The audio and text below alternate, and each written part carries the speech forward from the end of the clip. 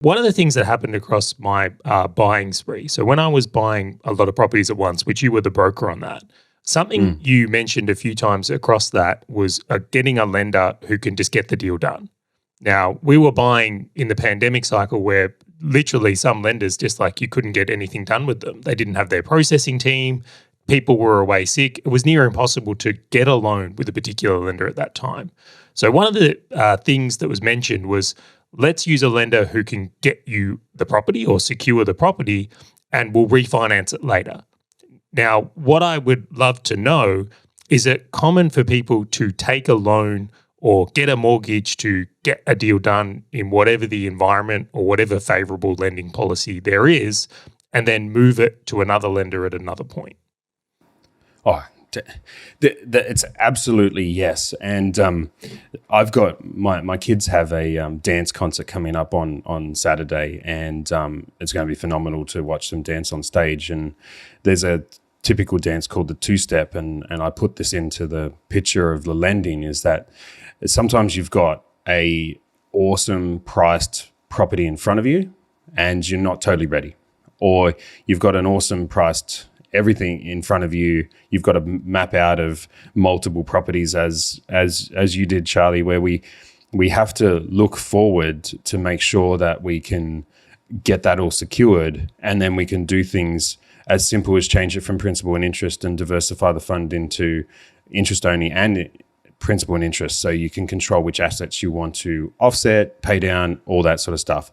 Or commonly with a few of my clients, to give you examples, is we might need to secure the land under, say, a loan with business activity statements, my apologies.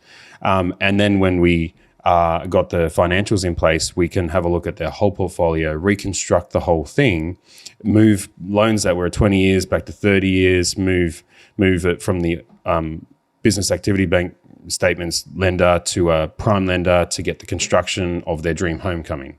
So we have to do something to secure the opportunity in play, and the upwards, in this particular case, there was an upwards lift on the land price, and we were able to capitalize that as we move down the path of constructing their dream owner-occupied property.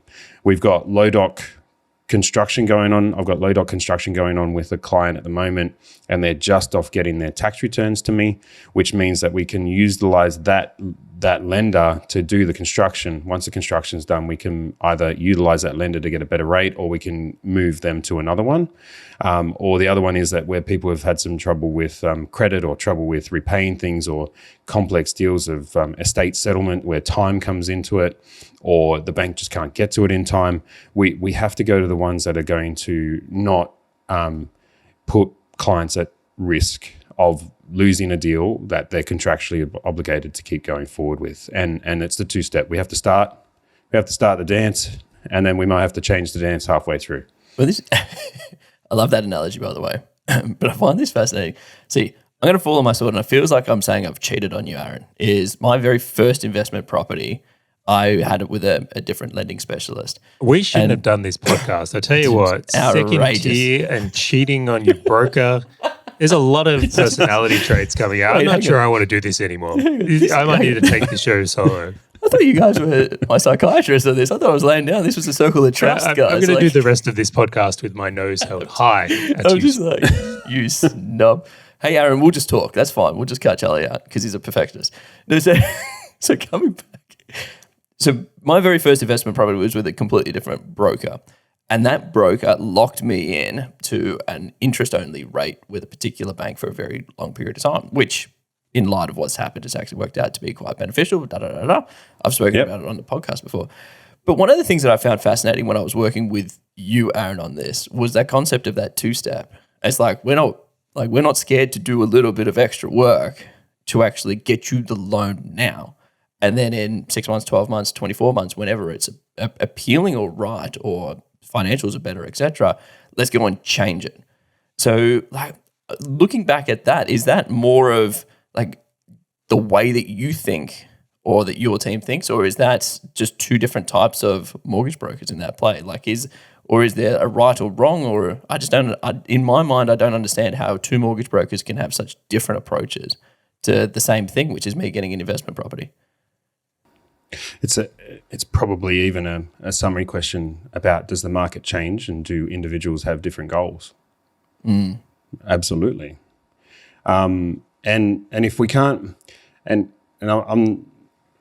we have to. One of my mantras that I have in business and even written into the values is that my company, my firm has to meet the client where they are, understand them, and move them to where they want to be. And and that is where it comes in, where we have to do something now, and then in the future something's going to change. So CBA could be a lender that we go to now, but what if the next big thing comes up? We've got it in business as well. We might bring on, pick on a coaching client. We might be starting a coaching business and we charge a smaller amount, but then new clients come in and then we charge them a lot higher amount. So it's the products develop over time, people's goals develop over time, and even in mortgage broking businesses, we might need staff, we might need extra computers, we might need that. And if we didn't do that, we're not going to grow and we're not going to move forward.